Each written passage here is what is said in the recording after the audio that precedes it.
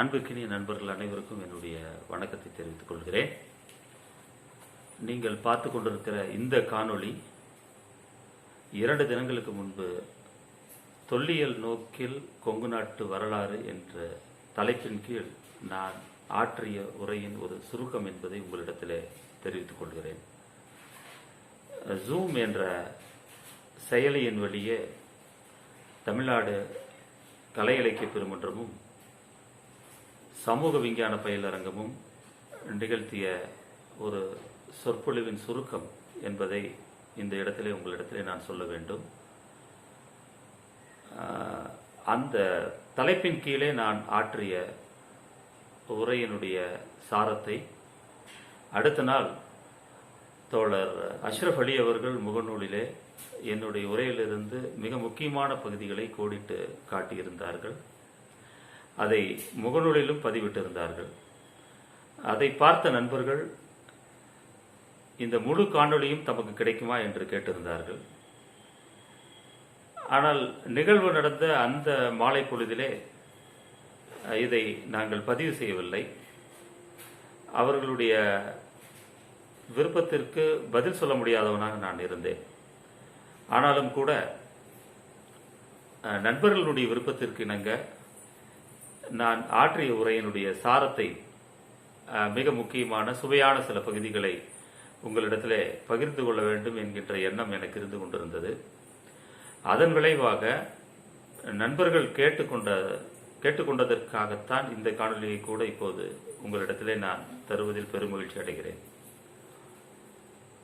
நண்பர்களே, கடந்த 10 ஆண்டுகளாக கொங்கு நாட்டு வரலாற்றினுடைய மிக சுவையான பகுதிகளை எல்லாம் நான் கட்டுரைகள் செய்திருக்கிறேன்.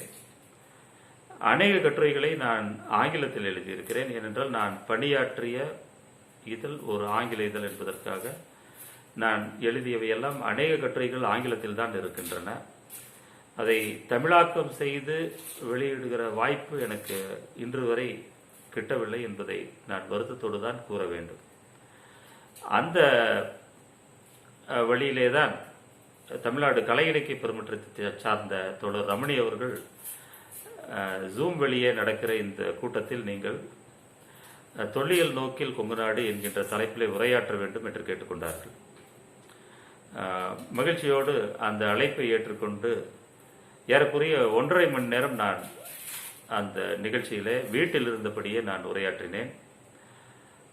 அந்த சிறப்பு வாய்ந்த கூட்டத்திலே கலந்து கொண்ட நண்பர்களும் அவரவர்கள் வீட்டில் இருந்தபடியே இந்த ஜூம் செயலியின் வழியே உள்ளே நுழைந்து இந்த கூட்ட அரங்கில் நுழைந்து என்னுடைய உரையை கேட்டார்கள், கேட்டு மகிழ்ந்தார்கள். அவர்களுக்கு மீண்டும் ஒரு முறை என்னுடைய நன்றியை தெரிவித்துக் கொள்கிறேன். அந்த கூட்டத்திலே நண்பர் கோபி அவர்களை நான் பார்த்தேன். பாப்பா ரமணி அவர்கள் இருந்தார்கள், ராஜன் அவர்கள் இருந்தார்கள், கவிஞர் கோவை காம் அவர்கள் கலந்து கொண்டார்கள்.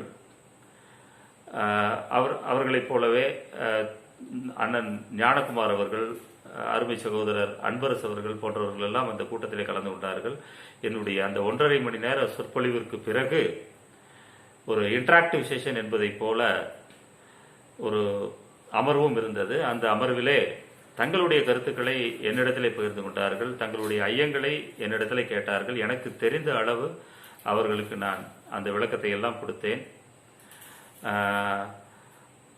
ஆனாலும் கூட இந்த என்னுடைய சொற்பொழிவினுடைய முழு பகுதியை விரும்பிய நண்பர்களுக்காக மீண்டும் ஒரு முறை நான் பேசிய செய்திகளை எல்லாம் இந்த காணொளி வழியே உங்களிடத்திலே சுருக்கமாக சொல்ல வேண்டும் என்பதற்காகத்தான் இந்த முயற்சியை கூட நான் எடுத்தேன்.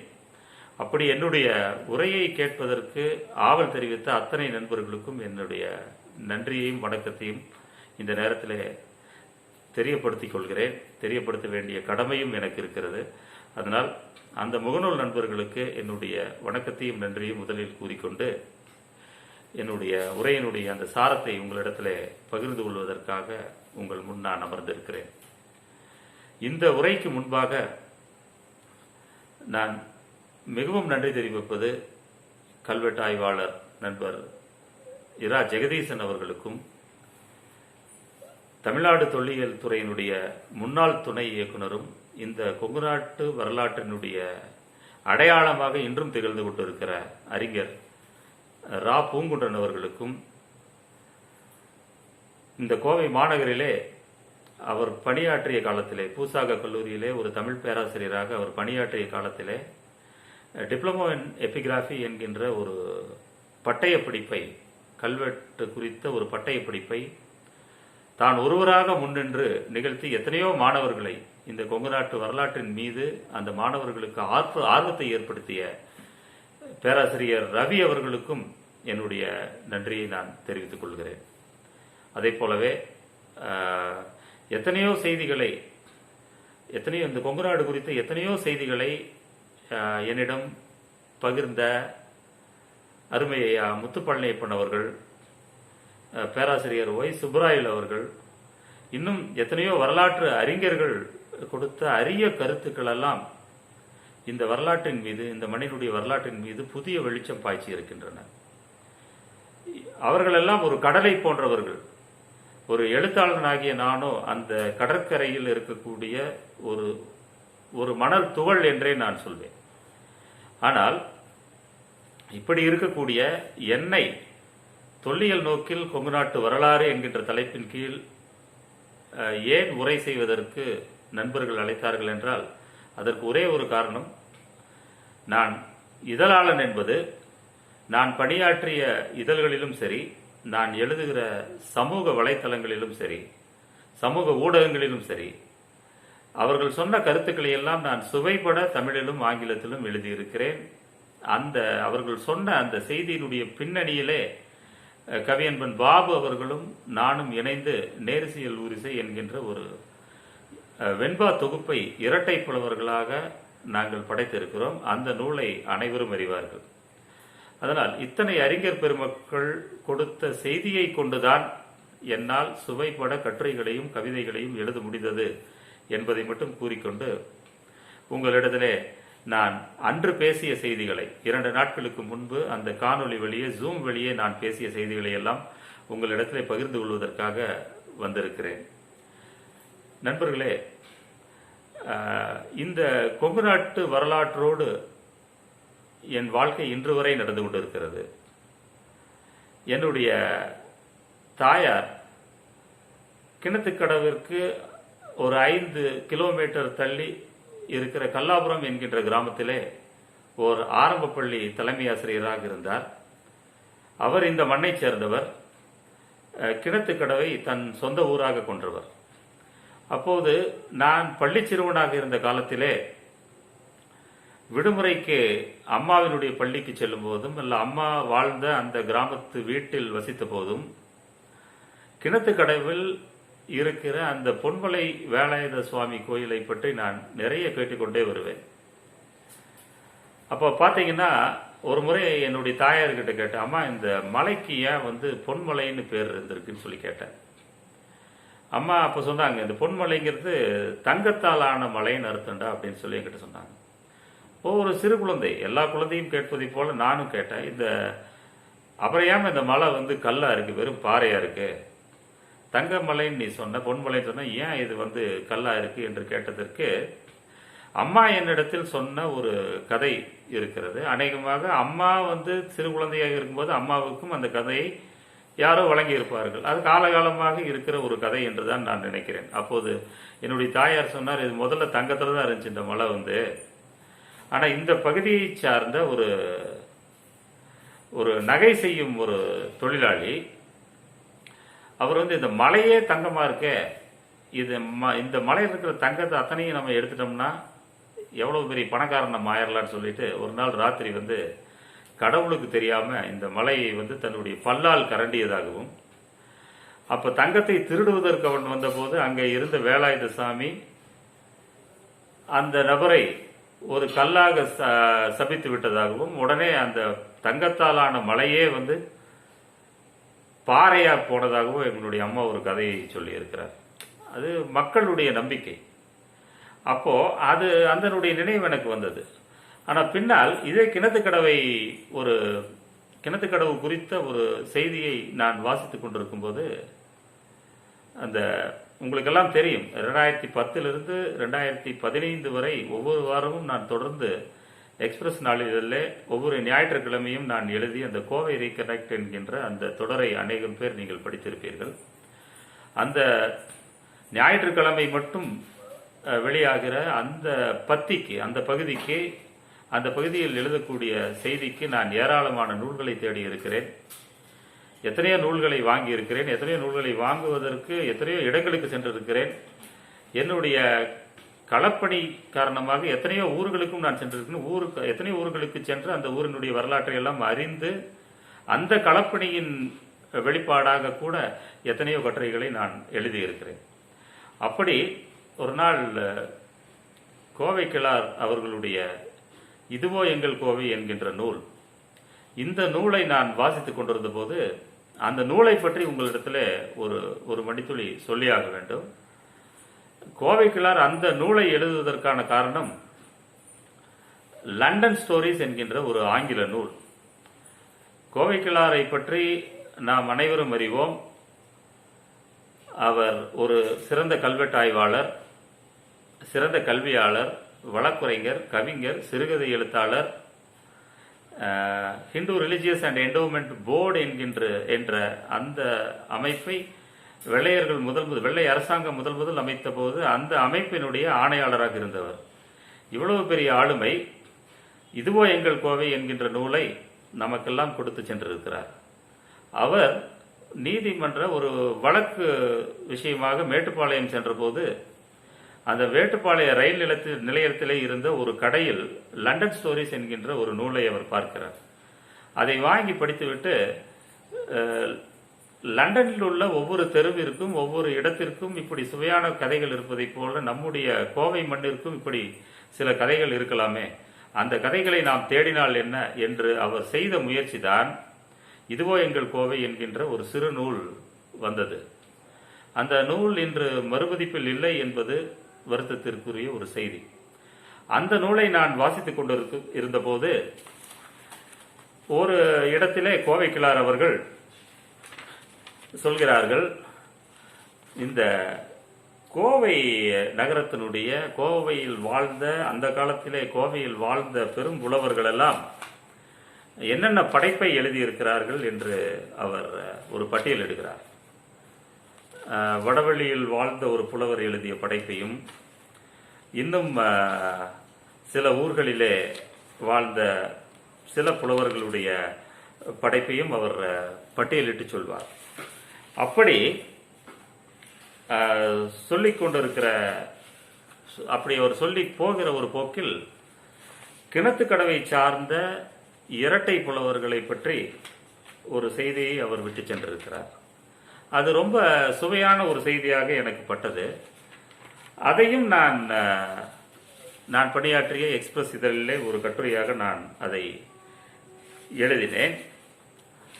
அந்த கட்டுரையினுடைய தலைப்பு சண்முகா, சைலன்ஸ் யூஸ்லெஸ் இன் கலியுகா என்று அதற்கு தலைப்பே நான் அப்படி கொடுத்திருந்தேன். இதற்கு காரணம், ரொம்ப சுவையான ஒரு பாடலை அதில் நான் படித்தேன். அந்த கோவை கிழார் எழுதிய இதுவோ எங்கள் கோவை நூலிலே அப்படி ஒரு செய்தியை நான் படித்தேன். அந்த செய்தியினுடைய சுருக்கம் தான், அந்த செய்தியை கொஞ்சம் விரிவுபடுத்தி நான் எழுதியது தான் சண்முகா சைலன்ஸ் யூஸ்லெஸ் இன் கலியுகா என்கின்ற அந்த கட்டுரை. அதை பற்றி ஒரு கதையை அந்த இரட்டை புலவர்கள் அந்த பகுதியில் ஒரு கிணத்துக்கடவை பற்றி ஒரு கதை வழங்கப்பட்டிருக்கிறது. அந்த கதை என்னவென்றால், பொன்மலையிலே வீற்றிருக்கிற வேலாயுத சாமி மிகவும் பலம் பொருந்திய ஒரு கடவுளாக இருந்தார் என்றும், அவருடைய பலத்தை தெரிந்து கொண்ட ஒரு மாந்திரீகன் இறைவனுக்கு இந்த பலம் எங்கிருந்து வருகிறது என்று தேடி பார்த்தபோது இறைவனிடத்திலே ஒரு எந்திரம் இருக்கிறது, அந்த எந்திரத்தின் வழியேதான் இறைவன் இவ்வளவு பலத்தோடு இருக்கிறான் என்று அவன் புரிந்து கொண்டதாகவும், அதற்கு பிறகு இறைவனுக்கு இந்த பலம் இருக்கக்கூடாது என்று முடிவு செய்து அந்த யந்திரத்தை இறைவனுக்கே தெரியாமல் திருடிவிட்டு அவன் சென்றதாகவும், அப்படி அவன் திருடி சென்றதற்கு பிறகு அந்த இறைவன் பலமிழந்து போனதாகவும், அதிலிருந்து இந்த கோவை மண்ணிலே அல்லது அந்த கிணத்துக்கடவை சுற்றிய பகுதிகளிலே அதிகம் திருட்டு நடந்ததென்றும் இந்த இரட்டை புலவர்கள் நம்புகிறார். அப்படி அவர்கள் நம்பிய அந்த நம்பிக்கை அவர்களுக்கு ஒரு பாடல் எழுதுவதற்கான வாய்ப்பை வழங்கி இருக்கிறது. அது என்ன பாடல் என்றால், அவர் வேந்தரும் நீசர்கள் ஆயினர், மண்ணின் மிசை வளரும் மாந்தரும் அவ்வழி மேவினர், நின்றன் வளம் பொருள்கள் ஆந்துணை காக்கவோர் ஆளில்லை, ஆதலினால் சாந்தம் கலிக்குதவாது சண்முகனே என்று அந்த பாடல் முடியும். அந்த பாடலை நான் அப்படியே அந்த பாடலினுடைய ஜீவன் உயிர் குறையாமல் நான் அந்த பாடலை ஆங்கிலத்திலே நான் மொழிபெயர்த்தேன். மொழிபெயர்த்த போது அந்த பாடலினுடைய ஈற்றடி எனக்கு அந்த கட்டுரையினுடைய தலைப்பாக அமைந்தது. எனக்கு மகிழ்ச்சி. அந்த கவிதையை உங்களிடத்திலே நான் வாசித்து காட்டுகிறேன். In the age of Kaliyuga, with even kings turning vile, people too followed them. As there is no one to cherish your values and wealth, O Lord Shanmuga of Ponmalai, silence useless in Kaliyuga என்று நான் மொழிபெயர்த்தேன். அந்த பாடலுடைய அந்த கடைசி அடி ரொம்ப சுவையாக இருந்தங்காட்டி அதவே அந்த கட்டுரையினுடைய தலைப்பாக நான் வைத்தேன். சண்முகா சைலன்ஸ் யூஸ்லெஸ் இன் கலியுகா என்று நான் வைத்தேன். இதை கிணத்துக்கடவை பற்றி நான் சொல்லி இந்த உரையை தொடங்குவது என்பது எனக்கு மகிழ்ச்சியாக இருக்கிறது. ஏனென்றால் கிணத்துக்கடவு என்பது என்னுடைய தாயார் பிறந்து படித்த ஊர். அது மட்டுமல்ல, நான் ஆரம்பத்தில் சொன்னதைப் போல நான் கல்வெட்டு அறிஞர்கள் திரு ஜெகதீசன், திரு பூங்குடன் ஆகியோருக்கெல்லாம் நன்றி சொல்லித்தான் இந்த உரையை நான் தொடங்கினேன். அப்படி இந்த கொங்கு நாட்டு வரலாற்றை மக்களிடத்திலே கொண்டு சென்றதில் பெரும் பங்கு த வானவராயர் ஃபவுண்டேஷன் என்கின்ற அமைப்பிற்கு உண்டு. காரணம், தொடர்ந்து மாதந்தோறும் கொங்கு நாடு குறித்த ஒவ்வொரு தலைப்பிலும் ஒரு பேரறிஞரை அழைத்து வந்து அந்த அமைப்பு ஏற்பாடு செய்த சொற்பொழிவுகள். அது மட்டுமல்ல, மாதம் ஒவ்வொரு மாதமும் ஒரு புது இடத்திற்கு, கொங்கு நாட்டு வரலாற்று சிறப்பு மிக்க ஒரு புது இடத்திற்கு அந்த அமைப்பு வரலாற்று ஆர்வலர்களை எல்லாம் பங்கேற்பாளர்களாக அழைத்து கொண்டு போய் அங்கே உள்ள அந்த ஊரினுடைய சிறப்பு, அந்த ஊரினுடைய வரலாறு, அந்த ஊர் குறித்த வரலாற்று பெருமை, அந்த ஊர் கோயில்களில் இருக்கக்கூடிய கல்வெட்டுகள், அந்த கல்வெட்டில் உள்ள செய்திகளை எல்லாம் வரலாற்று ஆர்வலர்களுக்கு தொடர்ந்து செய்தது த வானவராயர் ஃபவுண்டேஷன் என்கின்ற அமைப்பு. இந்த வானவராயர் ஃபவுண்டேஷன் நிகழ்த்திய இந்த 2 பயணங்களுடைய அனுபவங்கள் அத்தனையும் நான் கட்டுரையாக நான் எழுதியிருக்கிறேன். அத்தனை கட்டுரைகளும் எக்ஸ்பிரஸ் இதழிலே வெளியானது. அதில் எல்லா வரலாற்று பயணங்களும் நம்ம போகும்போது பார்த்தீங்கன்னா இன்றைக்கும் நினைவுபடுத்தி பார்க்கும்போது எல்லா வரலாற்று பயணங்களும் ஒரே மாதிரி இருக்கு. ஏன்னா எல்லா கோயில்களும் ஒரே மாதிரி இருப்பதை போல அதை ரொம்ப நுட்பமாக வேறுபடுத்தி பார்க்கக்கூடிய அளவிற்கு நினைவாற்றல் இல்லை என்றாலும் கூட, ஒரு கோயிலில் அசந்தே போயிட்டான் அந்த கோயிலுக்கு போய். இதே மாதிரி மாதம் ஒரு மாதத்தில் நடந்த ஒரு வரலாற்று விழா. அந்த வரலாற்று விழா தாராபுரத்திற்கு அருகில் உள்ள பொன்னிவாடி என்கின்ற ஒரு கிராமத்தில் உள்ள ஒரு கோயிலுக்கு அருமை சகோதரர் ஜெகதீசன் அவர்கள் எங்களை எல்லாம் அழைத்து சென்றார். அந்த கோயிலுடைய பெயரை, அந்த கோயில் எங்கே இருக்குன்னு கேட்கணும். அந்த ஊருக்கு போயாச்சு, அந்த கோயில் எங்கே இருக்குன்னு கேட்கணும். அங்கே அந்த உள்ளூரில் இறங்கி அவர் கேட்குறாரு ஒருத்தர்கிட்ட, சார் இங்கே இந்த நீர்மணீஸ்வரர் கோயில் எங்கே இருக்குது அப்படின்னு சொல்லி கேட்டார். அதற்கு பதில் சொல்லி அவர் அப்படி ஒரு கோயில் இங்கே இல்லைங்களே அப்படின்ட்டார். இந்த நீர்மணீஸ்வரர் கோயிலுங்கிறது அந்த கோயிலுடைய உண்மையான பெயர். ஆனால் அந்த கோயிலுடைய உண்மையான பெயரை அந்த ஊர் மக்களே தெரிந்து வைக்கவில்லை என்பதுதான் வரலாற்றை விட்டு இந்த சமகால மக்கள் எப்படி எவ்வளவு தூரம் விலகி இருக்கிறார்கள் என்பதற்கான ஒரு சான்று. ஆனால் சொன்னார் அவருக்கு, அந்த மலையில் போய் பாருங்க, அந்த மலை மேலே ஒரு ஈஸ்வரன் கோயில் இருக்குன்னு. அந்த கோயிலைத்தான் ஜெகதீசன் அவர்கள் தேடிக்கொண்டிருந்தார்கள். அப்போ அந்த கோயில் தான் நீர்மணீஸ்வரர் கோயில். அது ஒரு மலை. அந்த மலையில் ஏறி போய் அவர் காட்டிய செய்தி வந்து, ஒரு காட்டிய காட்சி அற்புதமான காட்சி. என்னன்னு கேட்டிங்கன்னா, கோயில் சுவர்களில் நாம் கல்வெட்டுக்களை பார்த்துருக்கிறோம். மலை மேலே அந்த கோயில் இருக்கு. ஆனால் அந்த மலையே கல்வெட்டாக இருக்குது. அது பார்க்கறதுக்கு அதை வாழ்க்கையில் ஒரு முறை எல்லோருமே அந்த பொன்னிவாடி நீர்மணீஸ்வரர் கோயிலுக்கு நம்ம வந்து இந்த வரலாற்று காட்சியை பார்ப்பதற்காக நாம் போக வேண்டும். மலையில் வந்து மலை குன்றில் வந்து எழுத்துக்களை பொறித்து இருக்கிறார்கள்.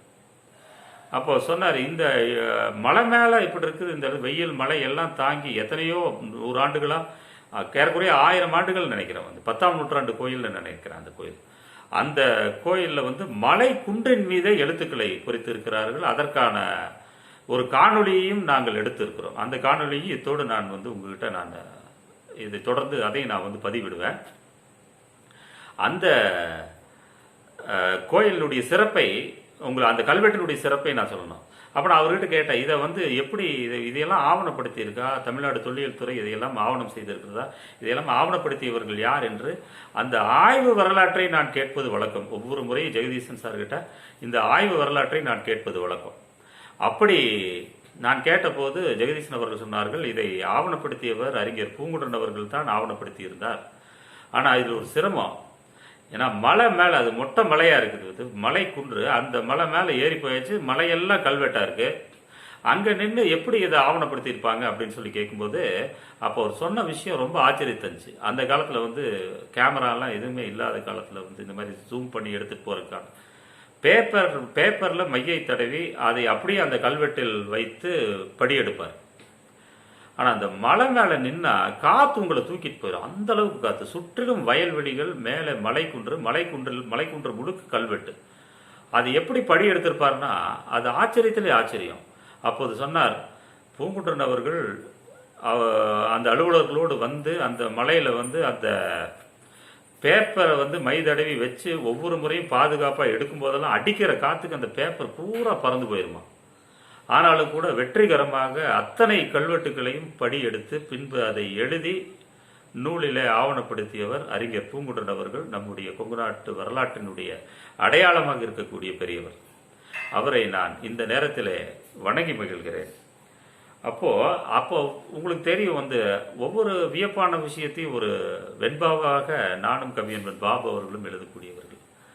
அதில் வந்து எழுதினது தான் அந்த மலையில் பார்த்த கல்வெட்டை பற்றி நான் எழுதிய ஒரு வெண்பாவை உங்களிடத்திலே நான் வாசித்து காட்டுகிறேன்.